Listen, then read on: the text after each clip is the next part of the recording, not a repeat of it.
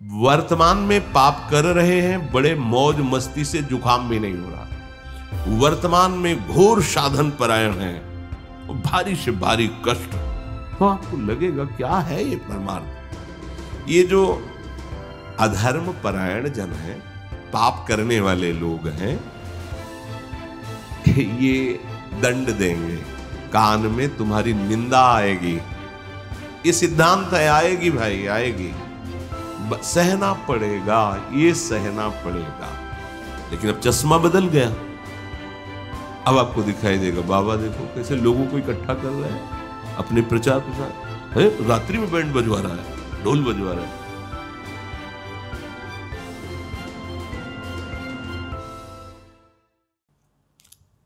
उनके दिमाग में श्रद्धा नहीं होती। जैसे पूरा सत्संग हुआ और कोई ऐसा आया है जिससे श्री जी ने कृपा कर दी कि चलो सत्संग सुनो, पर उसके हृदय में मलिन आचरणों के कारण मलिनता है, तो वो बार बार निगेटिव ही सोचेगा। ऐसा कैसे हो सकता है, ऐसा कैसे हो सकता है, वो ना ना ना, और यहां से जब बाहर निकलेगा तो निंदा करने लगेगा।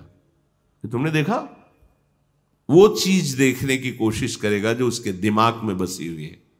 हमें वही दिखाई देता है जैसा हमारा दिमाग होता है, हमारी खोपड़ी में जो चल रहा था वही दर्शन होता है हमें। श्रीपाद कह रहे हैं कि जब तुम किसी से मतलब नहीं रखोगे, श्रीधाम वृंदावन में प्रिया प्रीतम की उपासना में चलोगे, तो तुम्हारे कान में तुम्हारी निंदा आएगी। ये सिद्धांत है, आएगी भाई, आएगी। जब हम अपनी श्री जी प्रदत्त कुटिया से निकलते हैं तो हमें कुछ पता नहीं है सामने कौन है, क्या फूल बिछा रहा है, क्या होगा, पक्का नहीं। कौन बैंड बजा रहा है, कौन ढोलक बजा रहा है, कौन कैसे कहां से आया, हमें कोई मतलब नहीं। जहां अपनी कुटिया से निकले, अच्छा ये भी नहीं था कि कोई खड़ा होगा, पीछे देखो अकेले। ये सब जो हो रहा है महारानी जो से हो रहा है, किसी को फोन करके कभी कहीं नहीं, ना दीक्षा के लिए ना दर्शन के लिए, और हम निषेध ही करते हैं, शांत रहो, रात्रि का समय है, भजन करो चुपचाप। अब किस किस को संभाले हजारों, कोई चीख चीख के राधा राधा कह रहे तो हमारी छाती फूल जाती है।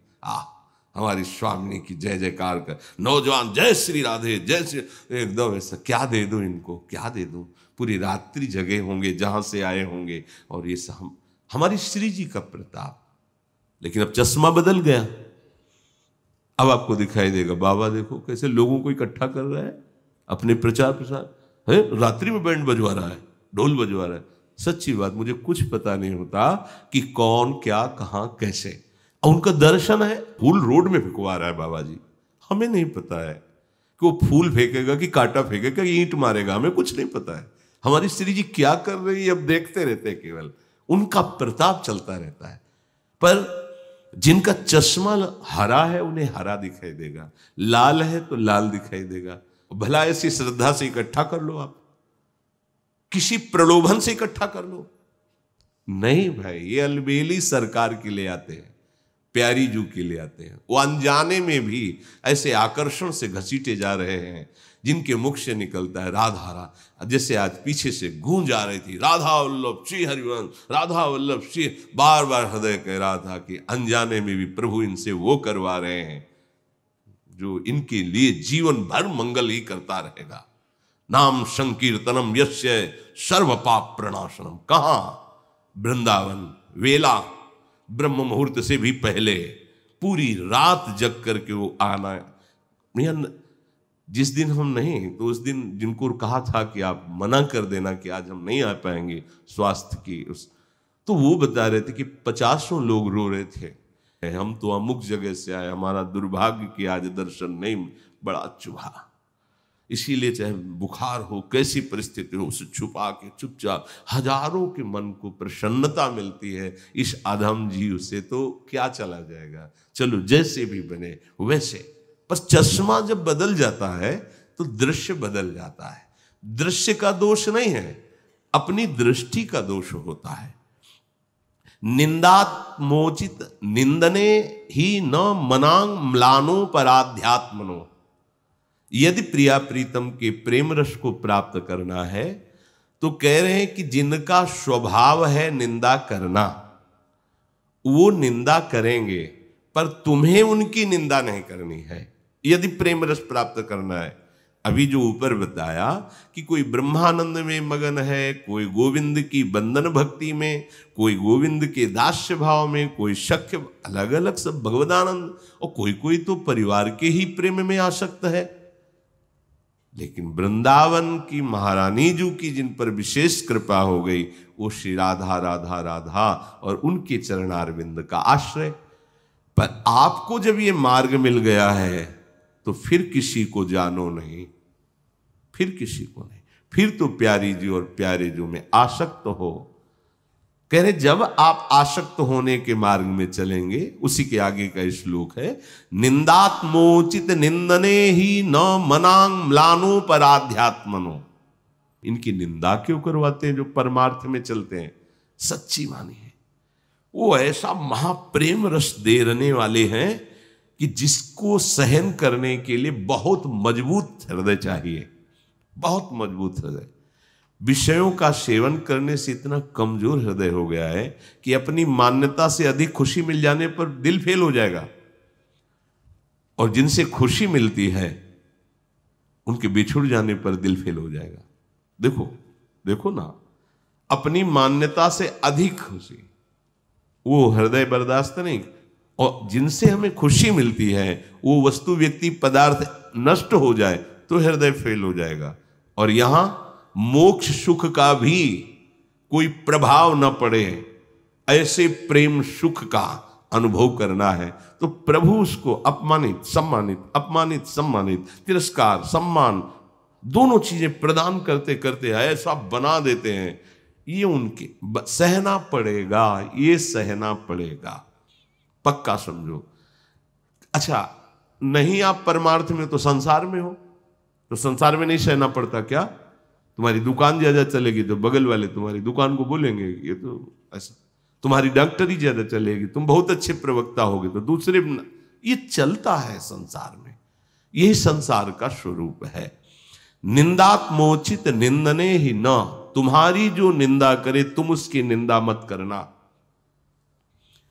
मनांग म्लानो पर आध्यात्मनो, अपने मन को मलिन मत करना, शोकित मत होना कि हमारी निंदा क्यों हो रही, हम तो सतमार्ग में चलते हैं, इसीलिए हो रही कि तुम और पक्के बनो, मजबूत बनो।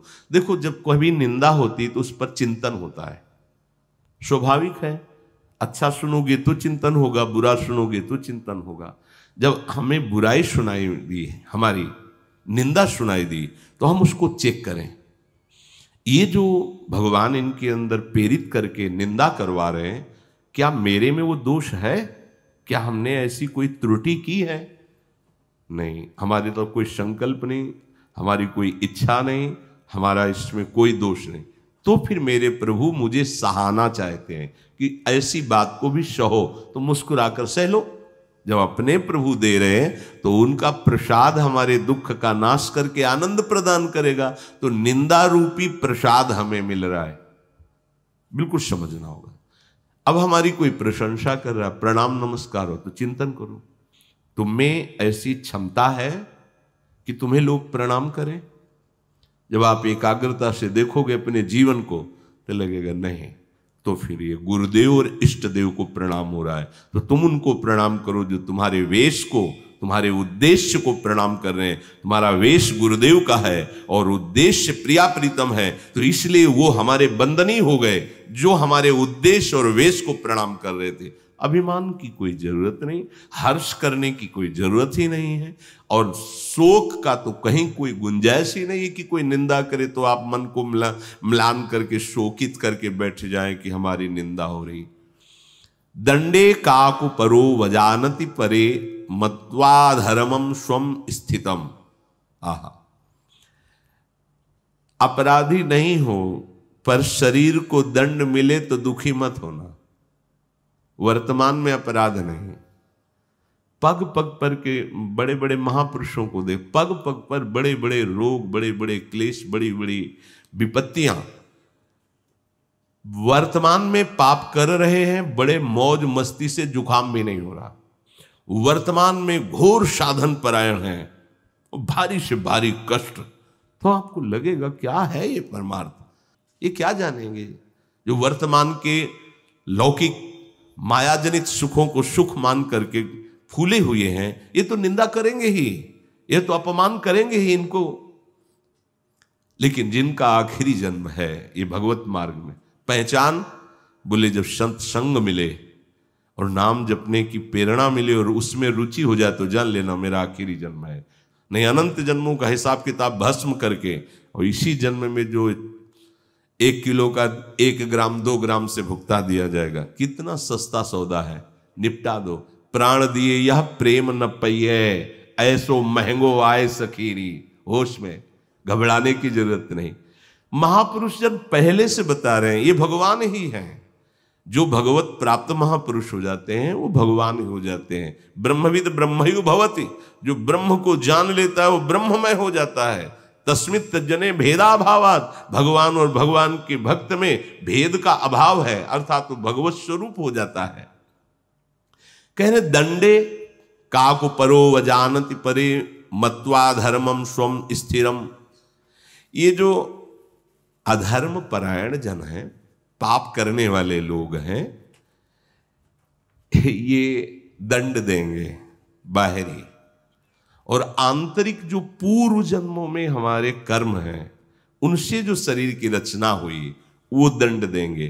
तो आपको बिना अपराध के जो दंड मिले तो उसमें दुखी नहीं होना है, ये आपको पक्का होना है। जिससे कहीं आपको ले जाया जाता है तो वहां के लिए निर्देश दिए जाते हैं, तो आपको ऐसा करना है, आपको ऐसा करना है, आपको ये सावधानी, तो आपको निकुंज में जाना है, श्यामा श्याम के पास जाना है, जहां के सुख के आगे वैकुंठ सुख भी फीका है, और ना मरना है वहां, न कोई दुख है वहां, न कभी शरीर में कोई रोग होना है वहां, चिदानंद में देह और प्रिया प्रीतम के पास निरंतर। तो उसकी सावधानी, जब तुम ठीक से चलोगे तो तुम्हारी निंदा होगी, तुम्हें मन में मलिनता नहीं लानी, शोक नहीं करना।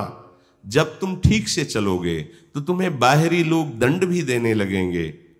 भगवान ने कहा एकादश स्कंद में उद्धव जी को, उद्धव किसी बाहरी का सहयोग न लेकर अपने विवेक के द्वारा, आत्मबुद्धि के द्वारा बच जाए।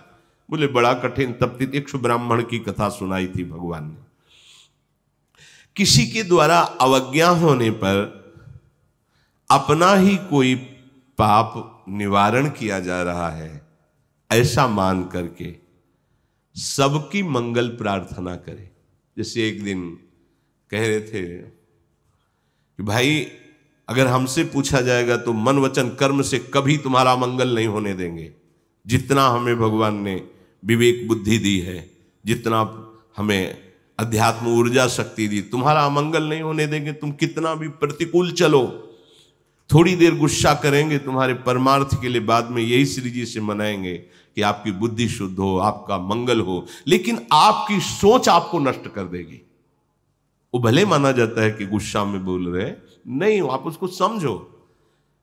संत हृदय से कभी किसी का मंगल नहीं हो सकता। हम तो संत नहीं है, पर यहां महापुरुषों ने अपना अधिकार कर लिया है। बड़ा खंडहर है, लेकिन कोई राजा आके बैठ जाए तो खंडहर भी स्वर्ण का महल बन सकता है। उस हृदय से कभी भी किसी का मंगल नहीं हो सकता, लेकिन आपकी सोच आपको अमंगल कर देगी, उससे नहीं बचाया जा सकता। आपका कर्म आपका जब फलीभूत होगा तो वो आपको नष्ट कर देगा, उससे नहीं बचा। 60,000 सगर के जो पुत्र थे, भगवान कपिल देव जी का अपराध पर अपराध कर रहे थे, वो शांत बैठे हुए थे।